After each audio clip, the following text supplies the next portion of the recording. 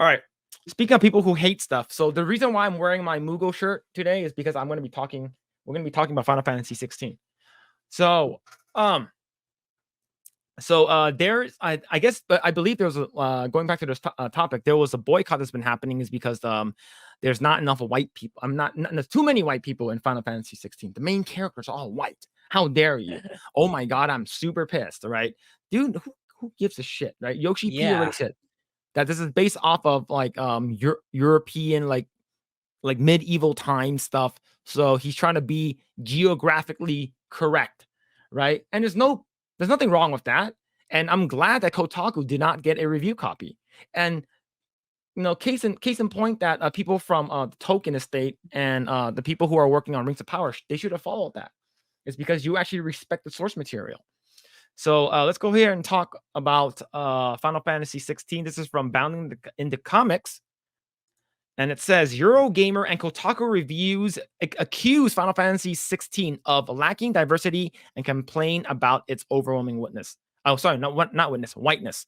So yeah, so they actually need to buy the game. Right, the game has been out for, I believe, has it been out for a week already? No, a couple of days. A couple of days. A couple of days. Couple of days, right? And see, while Final Fantasy 16 has overall been positively received by critics, outlets like Eurogamer and Kotaku have slammed the latest entry in Square Enix's popular RPG franchise, complaining about its lack of diversity and overwhelming whiteness.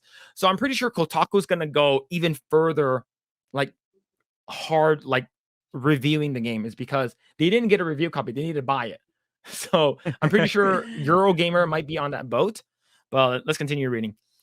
In a November interview with IGN, Final Fantasy 16 producer Naoki Yoshida, also known as Yoshi P, stated the game's world is a geographical, technological, and geopolitical constraints of medieval Europe and prioritize the game's characters be more diverse in natures, backgrounds, beliefs, personalities, and motivations over their outward appearance. What a Giga Chad thing to say. God damn, dude. See, the guy who saved Final Fantasy 14, man, he's doing work. And I've been playing the game on Kick Chat. If you guys haven't already done so, go ahead and follow me on Kick. Yes. Drop a Description down follow. below. Kick. Follow all of our gaming channels, all in the description down below.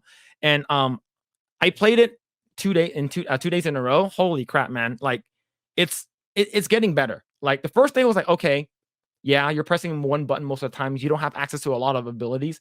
And then when you get more abilities, you get your limit break. You're like, oh shit, like your controller and your access of skills actually opens up, which is fantastic. Let's see.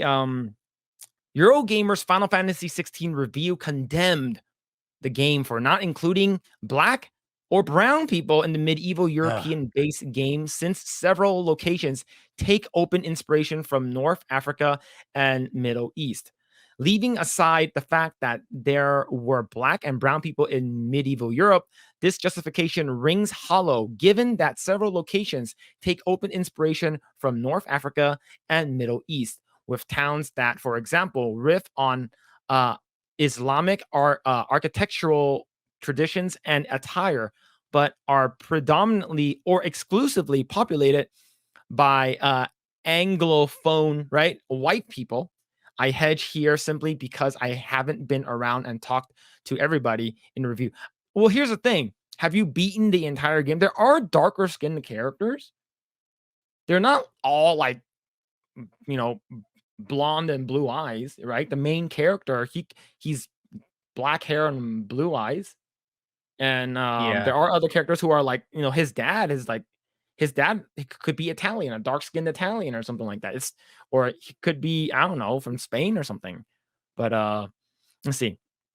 Eurogamer concluded the review with a stagnant on Square Enix's deletion of people of color in Final Fantasy, claiming it's more sinister the racial stereotypes depicted in previous entries, especially Final Fantasy 16, which discusses overcoming structural injustice and bringing people together.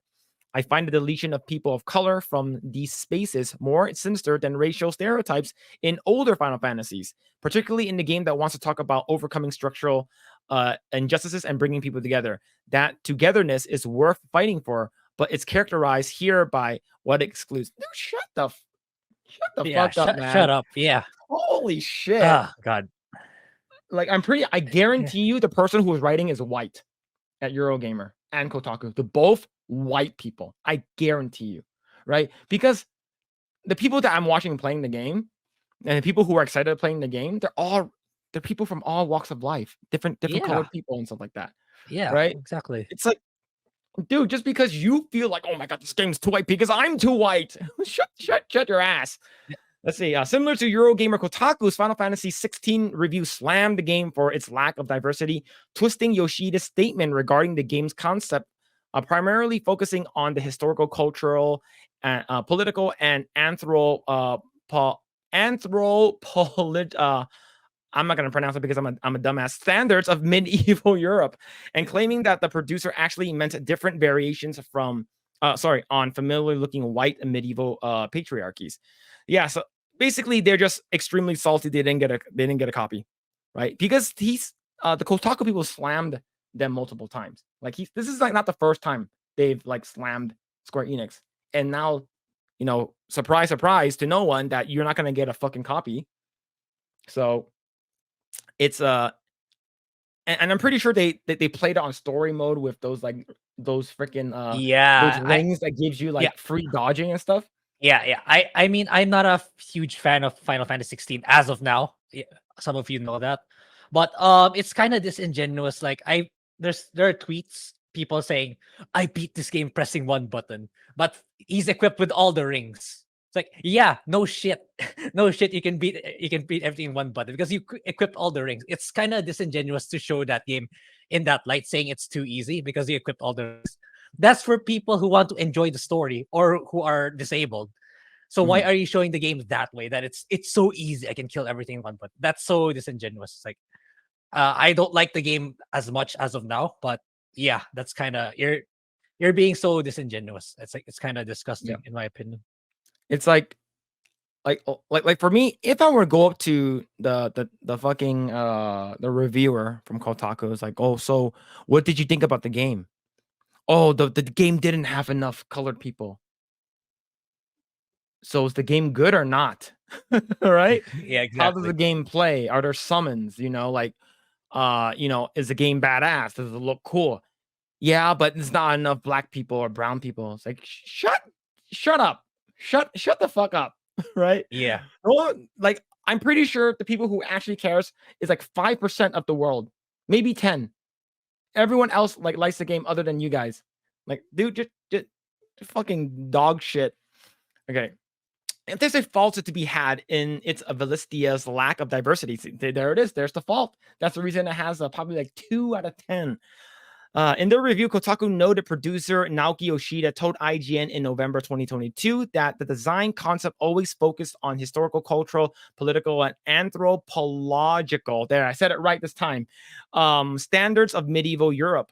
It further added, in other words, these cultures are mostly different variations on familiar looking white medieval patriarchies like Transylvania or England, and represent only a small corner of this world. Right, I'm pretty sure if they actually stretched, went further south, so you think the big Giga Chat boy, he's pretty dark skinned. Yeah, he's not white. So there you go. Yeah, just because he has white hair, are you racist? Right? The game's Dalmekian Republic admittedly is coded in Middle Eastern, the outlet claimed, further noting, yet the Dalmekian dominant of Titan Hugo Kupka appears Caucasian. No, he's not. He's not.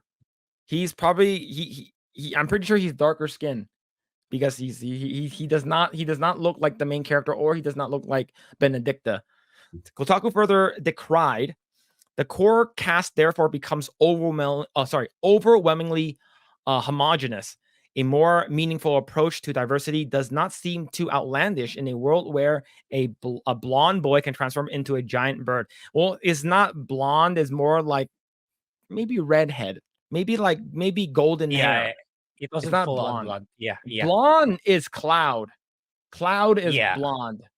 Yeah. Kotaku's review also discussed how the bearer's plight in Final Fantasy XVI served as a commentary on real-world systems, but the overwhelming whiteness in the game makes it disconnected from the real world. It's not supposed to be a part. Exactly. Getting so mad.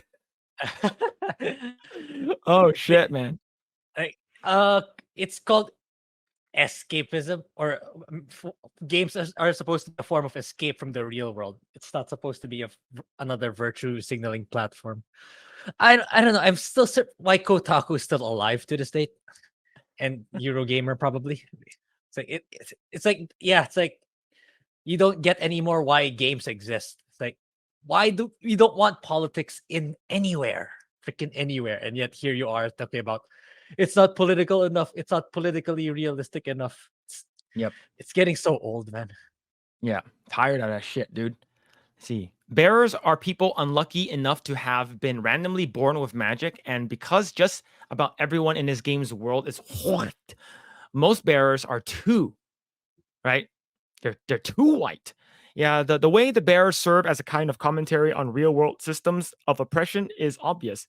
But at the same time, the overwhelming whiteness of the game's world does make it feel somewhat detached from any such real world concerns. Yeah, because in real life, people can actually transform into giant icons, right? We can actually turn into freaking summons from Final Fantasy because that's real life. What a piece of shit, man. What a piece of shit. And the thing is that it's worse than that, right? Because right, you have another article right over here, right? It says, why is there a Final Fantasy 16 boycott? Explained, right? This is from a couple of days ago.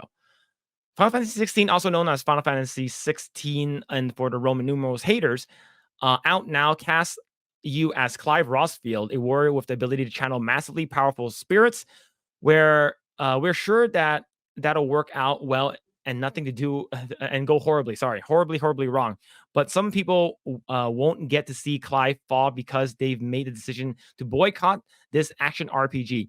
If you're wondering just why there is a Final Fantasy 16 boycott, or if this is just the first you've heard of it, we'll explain it for you, right? So why is there? The issue for some would-be purchasers have the Final Fantasy 16 is lack of diversity. Okay, so it's the same pieces of shit at Eurogamer and Kotaku. Yeah, I figured it's the same. This is the same fucking.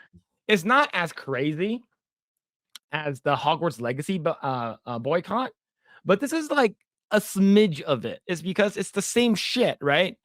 It's like, oh, you guys don't have this, or you guys don't have that, or the person who's working on it said this, and we're gonna cancel you, right? You're not gonna cancel Naoki Yoshida. You're just not, right? No. You're not gonna cancel J.K. Rowling either. So it's the same pieces of shit who are, did this person play that wizard game? And then .com. Now they're gonna have, did that person play Final Fantasy 16.com? It's like, oh my god, dude. I'm hating the internet more and more. Mhm. I don't know. How do you feel about this so far, man? Yeah, it's another Hogwarts Legacy. It's like, and it's not even as strong as that one. And yeah, I can imagine the most they can do is go to Metacritic or OpenCritic and just spam away there. I imagine just a lot of 0 out of 10s there, but even then, it's not enough. I imagine it's gonna be more 10 out of 10 compared to those people.